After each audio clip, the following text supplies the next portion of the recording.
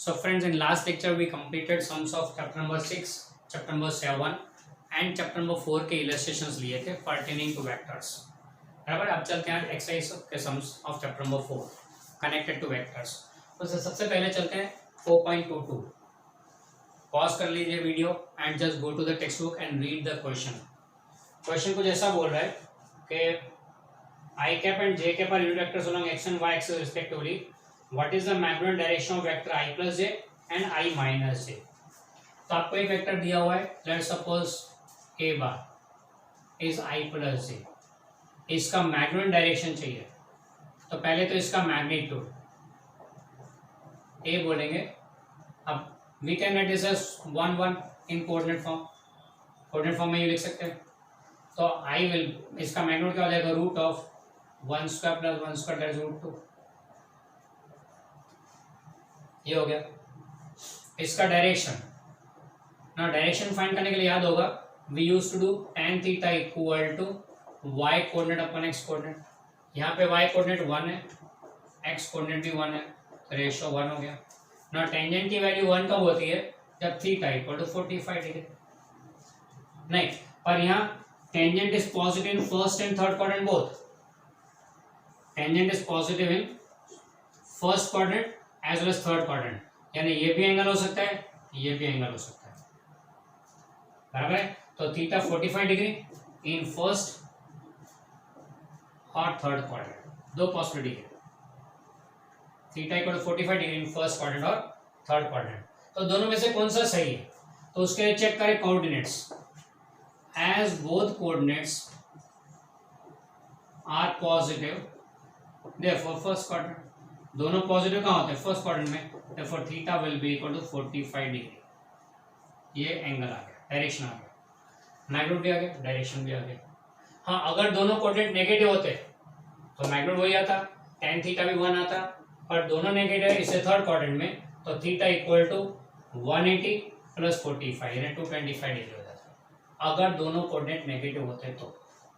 Okay. फिर second one जो दिया हुआ है हमको, इसमें ये का दिया I plus J. Second one we are given is B bar equal to let's say I cap minus J cap दिया हुआ है. इसका भी मैग्नेटिक डायरेक्शन चाहिए. कोऑर्डिनेट फॉर्म में लिखो तो 1 -1 हो जाएगा. इसका मैग्नीट्यूड मैग्नीट्यूड भी B equal to root of 1 square plus -1 का square, that's again root 2 unit. इसका भी मैग्नीट्यूड रूट 2 आया. अब इसका डायरेक्शन चाहिए, तो डायरेक्शन के वही मेथड फिर से tan theta is y upon x. tan theta is y upon x. यानी कि y कोऑर्डिनेट -1 है, x 1 है, तो ये तो -1 है. tan theta is -1. tan theta की वैल्यू 1 है, मतलब थीटा इज 45 डिग्री हुआ. एंड tan थीटा नेगेटिव कहाँ पे, तो in second and fourth quadrant. Sorry, और एंड लिखेंगे, और सेकंड और फोर्थ क्वाड्रेंट, दो में से तो भी पॉसिबिलिटी हो सकती है. यानी कि सिचुएशन ऐसा है, एक्स एक्सिस वाई एक्सिस यूं हो सकता है या फिर यूं हो सकता है. यानी यहाँ एंगल ये है या फिर ये वाला. ओके. अब कौन सा वाला सही है दोनों से क्वाड्रेंट, तो उसके लिए कहूँगा to coordinates. As x coordinate positive and y coordinate negative. X coordinate positive, y coordinate negative. X positive અને वाई नेगेटिव, मतलब fourth quadrant. therefore fourth quadrant. तो therefore एंगल क्या लेगा, therefore 45, therefore theta equal to 45 degree in fourth quadrant. अब fourth quadrant में angle कैसे लेंगे, तो 45 degree with x axis in fourth quadrant यूं. यानी एंटी क्लॉकवाइज डायरेक्शन में हम लोग गिनते हैं, यहाँ से शुरू करते हैं 180 270 प्लस 45, या फिर टोटल 360 माइनस 45 315 डिग्री. ये हो गया डायरेक्शन. यानी ये हमारा वेक्टर हो गया आई माइनस जे. ओके. अगर x नेगेटिव दिया होता, y पॉजिटिव दिया होता, x नेगेटिव y पॉजिटिव दिया होता, तो ये सेकंड क्वाड्रेंट में आ जाता. तो एंगल 180 माइनस 45 यानी 135 हो जाता. Clear about this. तो ये हो गया रिगार्डिंग 4.22. इसका फर्स्ट पार्ट हुआ, जो सेकंड पार्ट बाकी है इस क्वेश्चन का. क्लियर. हाँ, इसमें हमें क्या पता लगा, कोई भी वेक्टर दिया हो तो उसका मैग्नीट्यूड और डायरेक्शन, जब भी डायरेक्शन ढूंढे तो थीटा की दो पॉसिबल वैल्यूज आएगी, जो जिसमें से कौन सा सही है पता लगाने के लिए दोनों कोऑर्डिनेट्स देखने के, साइन कन्वेंशन पे जाने का and you will get the coordinate and then the angle, ये खास ध्यान रखना। चलो second part of 4.22, what does it say, you are given a vector 2i cap plus 3j cap, we have to find component of this vector along direction of I plus j and I minus j। अब यहाँ पे question में आपको दिया हुआ है second part में कि there is a vector a bar equal to 2i cap plus 3j cap, इसको a बार बोल दिया बुक ने। आपको दिया हुआ vector a bar is 2i cap plus 3j cap, इसका डायरेक्शन ढूंढना है along i plus J and along component ढूंढना है along i plus and i minus J. पहले लेते हैं finding component of a bar along i plus J, यानी कि you are given a bar equal to 2i plus 3j and let's say b bar equal to i plus j. What we are asked is obtain the component of a bar along direction of b bar. अब ये component of one vector along second vector, तो याद अपने को क्या था dot product का definition, a bar dot b bar is equal to magnitude of a bar into component of b bar, second vector component along direction of first vector. Okay, ये तो हमने डेफिनेशन देखा था डॉट प्रोडक्ट का। चलो इसी को यूज कर रहे हैं यहाँ पर, हमें component of A bar along B bar चाहिए। We want component of A bar along B bar, यानी बी हमारा पहला वेक्टर है, ए हमारा दूसरा वेक्टर है। So what we do is here will do is B bar dot A bar will be equal to magnitude of first vector यानी B bar into component of second vector along direction of first vector. So therefore component of a bar along b bar, what was asked to us, is equal to b bar dot a bar upon p।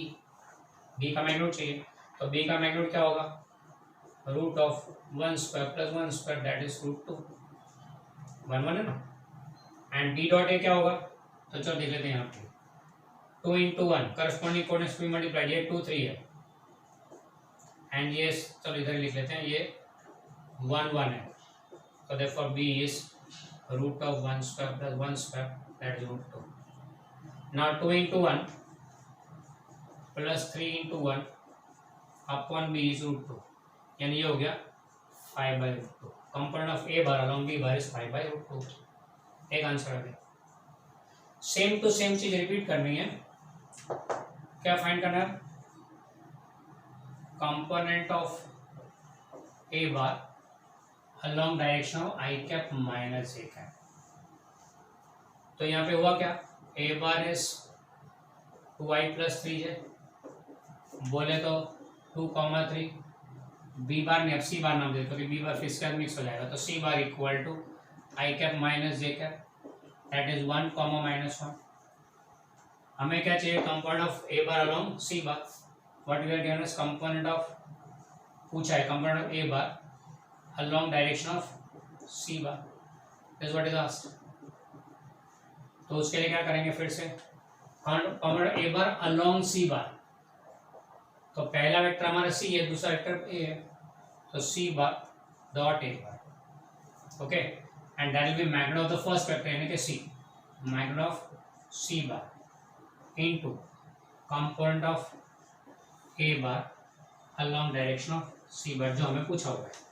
तो इसका subject का formula करते हैं, therefore component of C bar along direction of A bar will be equal to, ये चाहिए तो subject का formula करो, C dot A upon magnitude of C, so it will be C bar dot A bar upon magnitude of C.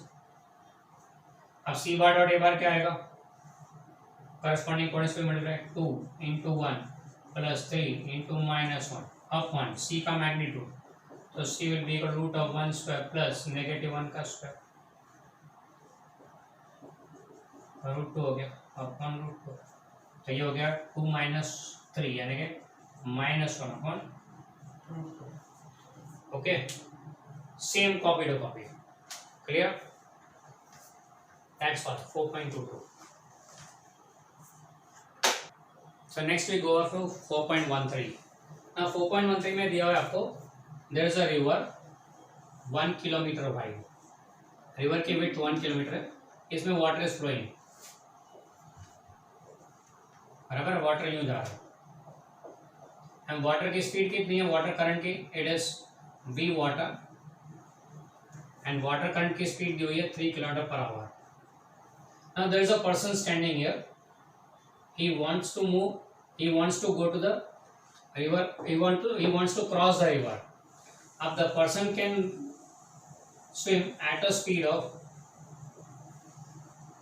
4 kilometre per our perpendicular the current, current के perpendicular वो 4 kilometre per our की speed से जा सकता है।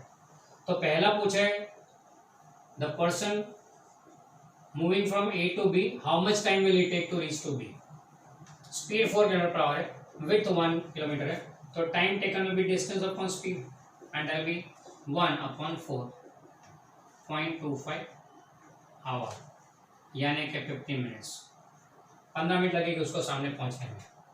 अब अगर still water होता तो बंदा 15 मिनट में पहुंच सकता था, पर यहाँ पे वाटर इज पुलिंग, वाटर यूं जा रहा है, तो वाटर के कारण ये बंदा यहाँ नहीं पहुंचेगा, यहाँ पहुंचेगा, will reach to point C rather than B. तो कितना डिस्टेंस कवर करेगा यहाँ पे, 15 मिनट उसको यहाँ से यहाँ पहुंचने में लग रही है, एंड स्पीड कितना है वाटर का 3 किलोमीटर पर आवर, तो डिस्टेंस कवर्ड हॉरिजॉन्टली यानी BC will be speed of water into time, speed of water 3 है into time 0.25, 3 kilometre per hour है ना, इसे आवर ले लेते हैं 0.25, सो इसका चौथा भाग 0.75 किलोमीटर, यानी person rather than reaching to C on the opposite side he will be reaching at rather than reaching at B on the opposite side will be reaching at point C while swimming, and कितना दूर जाके पहुंचेगा, 750 metre दूर जाएगा, 0.75 kilometre. Okay, अब इसमें पता नहीं वेक्टर जैसा क्या है, more based on speed and time. Okay, next we go for 4.7। 4.7 में आपको दिया हुआ है क्वेश्चन में कि vector a bar plus b bar plus c bar plus d bar is 0, ये दिया हुआ है आपको, गिवन है, एंड फिर क्वेश्चन पूछे हुए हैं। First part is saying that ये टोटल को 0 होने के लिए each of them should be 0, a bar b bar c bar d bar each one should be 0, must be 0, must be यानी कंपल्सरी इनको 0 होना चाहिए। इज इट दैट के चारों 0 हो तो ही टोटल 0 आएगा? चलो सिंपल से एग्जांपल लेते हैं, हमको टोटल 0 लाना है, तो जरूरी है कि 0 प्लस 0 प्लस 0 प्लस 0 ही 0 देगा। Can't do it like this, 2 plus -2 plus 3 plus -3 हो सकता है ना, ये भी 0।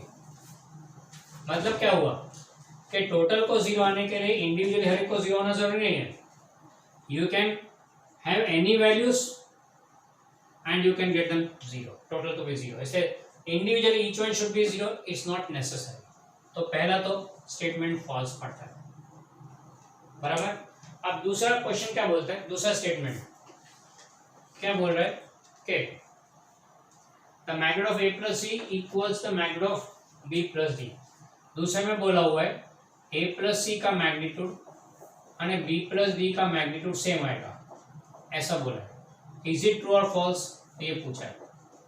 तो चलो चेक करते हैं। यहाँ पे we have a bar plus b bar plus c bar plus d bar equal to 0। तो we can write this also, a plus c is equal to negative b plus d। ये b and d, b plus d को उधर transfer कर दिया, ये हो गया। अब नेगेटिव साइन क्या इंडिकेट करता है, negative sign, sorry, thus we can say that a plus c and b plus d are opposite vectors। याद है ना opposite vectors का concept, minus sign now b bar equal to negative a bar, types of vectors में पढ़ा था, तो ये दोनों opposite vectors हो गए। opposite vectors का मतलब क्या कि दोनों का सेम मैग्नीट्यूड ऑपोजिट डायरेक्शन, यही हो गया ना यहाँ पे।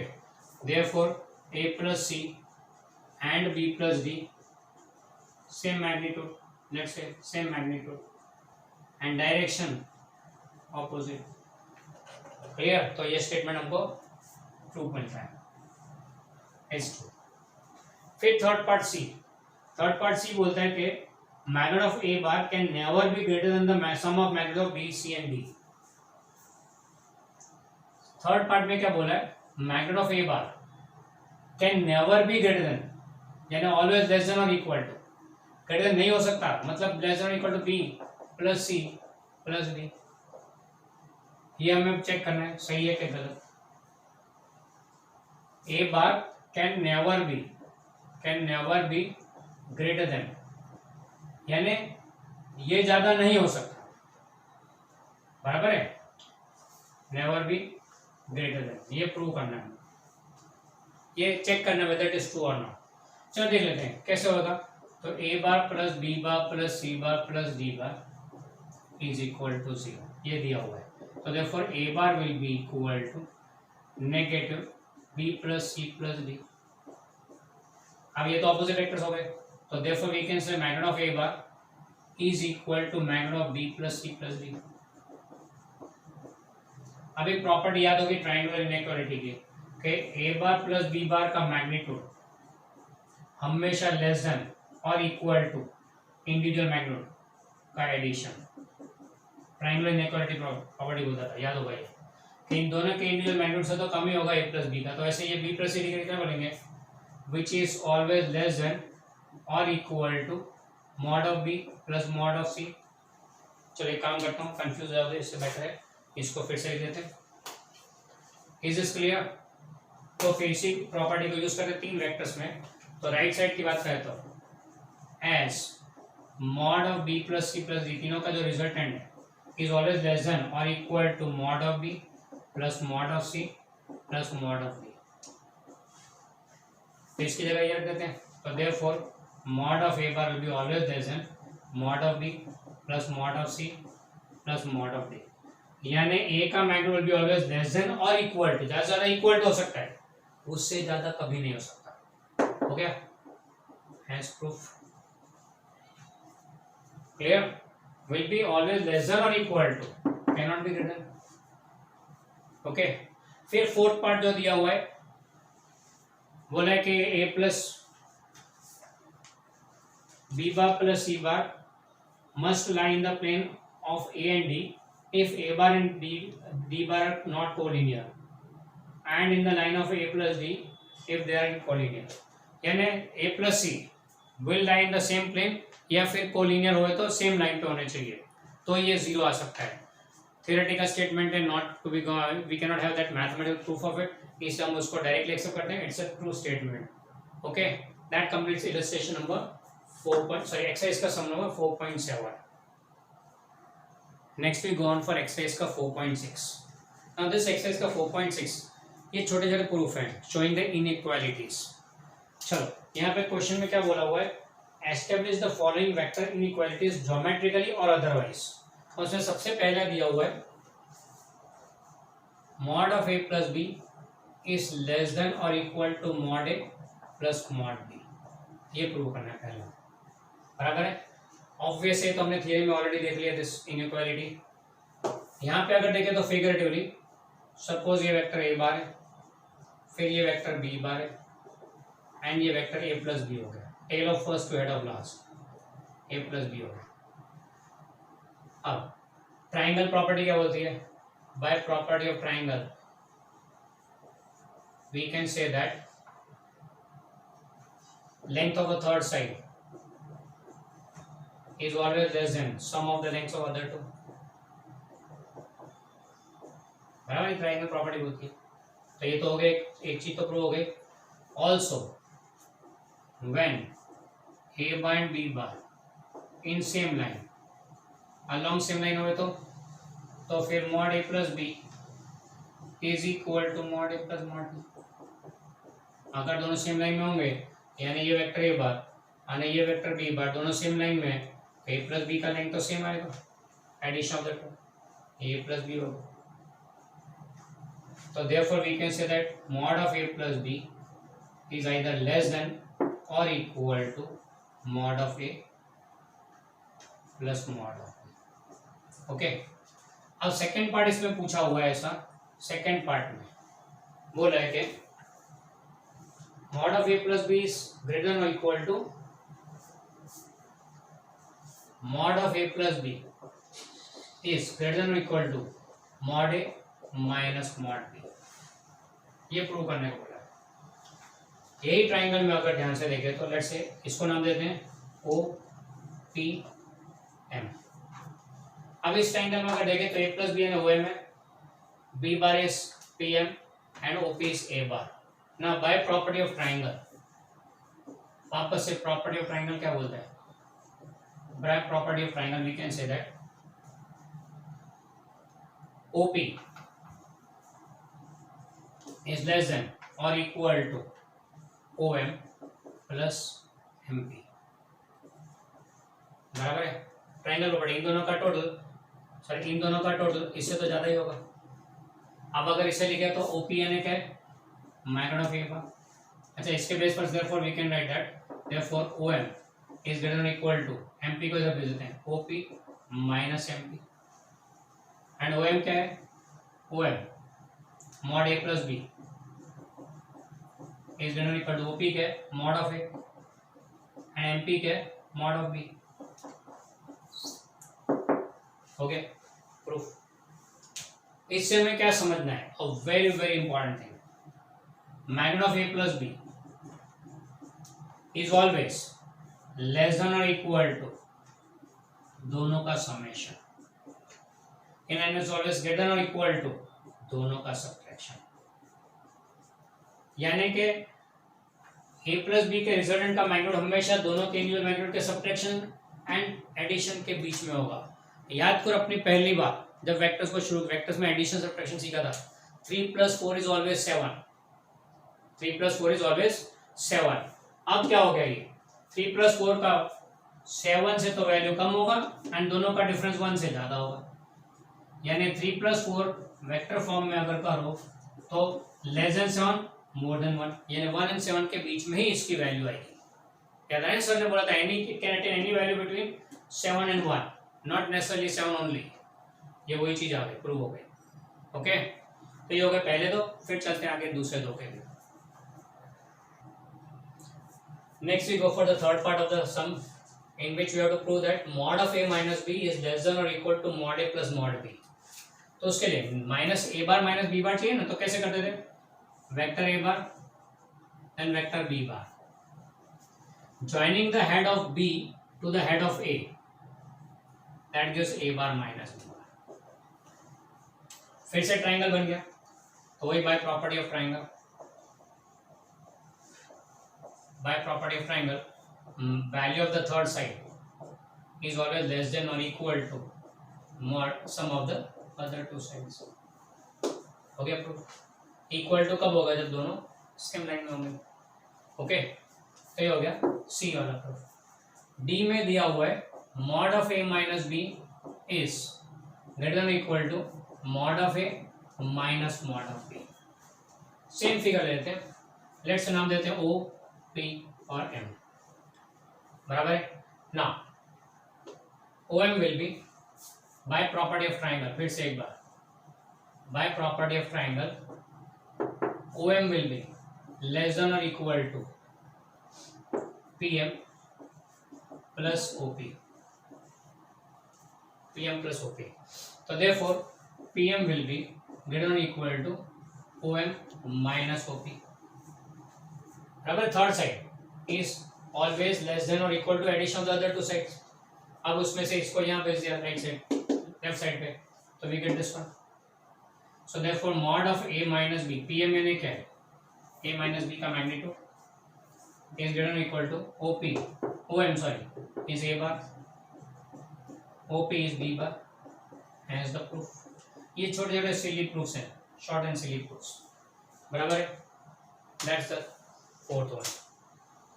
सो इसमें भी, हाँ इसमें भी जो हमको देखने को मिला है is something like this, mod of a minus B, a minus B का magnitude is greater than equal to mod a minus mod b and less than or equal to mod a plus mod b. The property is same for a plus b also, exactly the same. बराबर a minus b के लिए भी the value lies between addition and subtraction of the individual magnitudes. Okay, ये हो गया 4.6. Now 4.1 to 4.5 are also pertaining to vectors. पर ये पांचों पांच थियोरेटिकल है, जिसमें ट्रू फॉल्स है या आइडेंटिफाई द स्केलर और वेक्टर क्वांटिटी वही है. इसे you will be able to do it by yourself. अगर उसमें कोई तकलीफ पड़े तो just give me a call. That's all. So we complete the sums related to sums of vectors from the textbook. Textbook के chapter number 4, 6 and 7 के vectors related questions खत्म हो गए, न्यूमेरिकल्स खत्म हो गए.